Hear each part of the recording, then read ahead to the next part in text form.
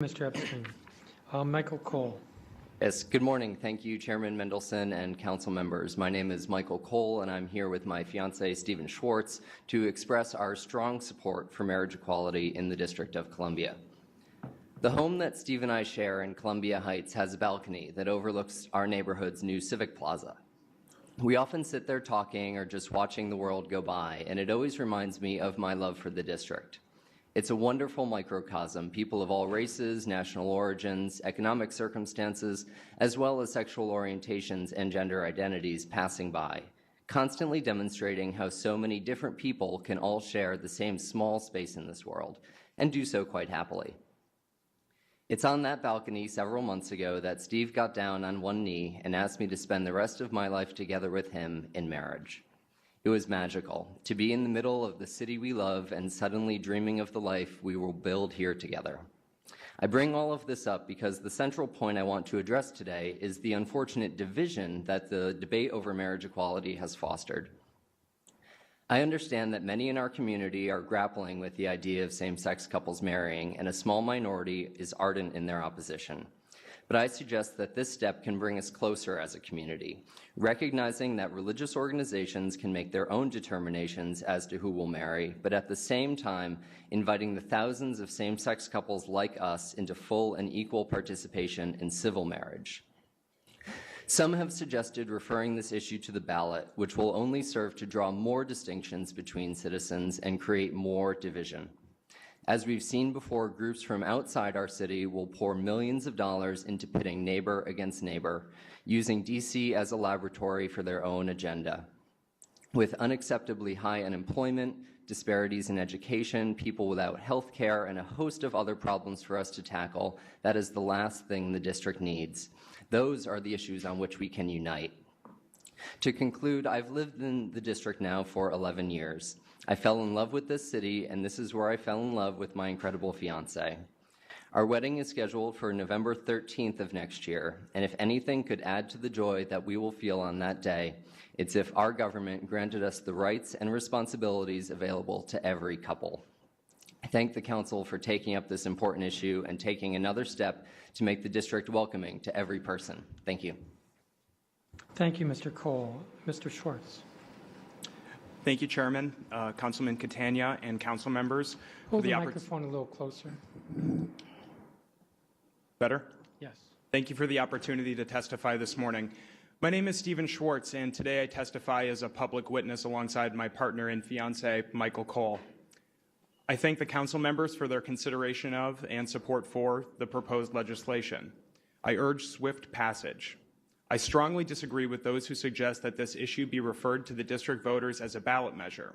I ask the council for access to full marriage rights in the District of Columbia based on the council's ongoing commitment to justice and opportunity for all DC citizens. I've been a district resident for 5 years. I moved to Washington immediately following the 2004 elections, where I was working in Michigan against a constitutional ban on same-sex marriage. I have since made the district my home and have continued to work with ballot measure campaigns around the country. Some of the measures I have worked with have been directly related to LGBT issues, and most have not been. What I have learned through the work and by living in states where my own rights and opportunities have been put to the vote in the past is that ballot measures that deny or prevent social and civil justice can be devastating.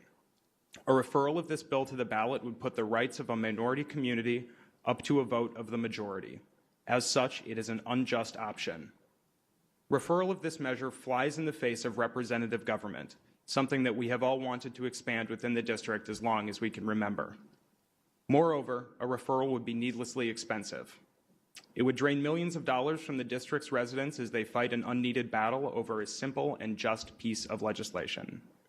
Further, it would drive wedges between DC voters, and this is a cost that we simply cannot bear.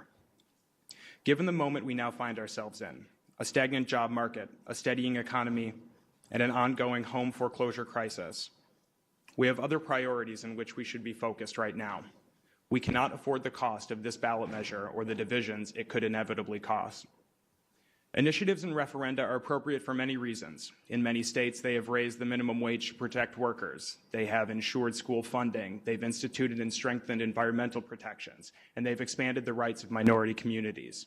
Sadly, initiatives and referenda have also been used as tools of division. These have included measures designed to roll back affirmative action programs that provide opportunities for women and communities of color. These include divisive measures about immigration law enforcement in the states, and yes, these include the 30 states worth of ballot measures designed to roll back and prevent rights for LGBT communities. The Council is in a position to learn from these measures and move forward, courageously, confidently, with a marriage equality bill that respects the rights and opportunities of all district residents. D.C. citizens are not granted the same rights of other citizens of the U.S., but we have nonetheless been able to lead our country in expansion of opportunities. I ask for your support in doing so again by voting for the proposed legislation and against a referral of this bill. Thank you. Thank you very much. I thank you very much for coming. And to Michael and Steven, you are the first reported engagement that has occurred near our new Columbia Heights Plaza, and so you let the record reflect that. And so I don't know, you said you were going to be married on November the 13th. Is that in 2010 or 2009?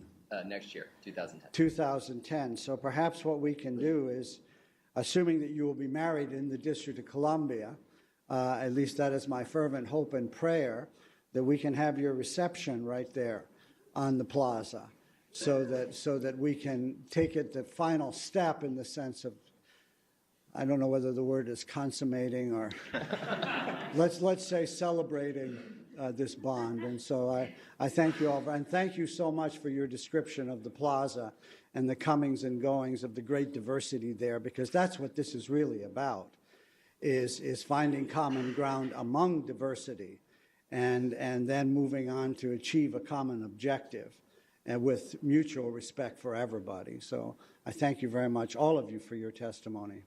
Thank you. Thank you, each of you.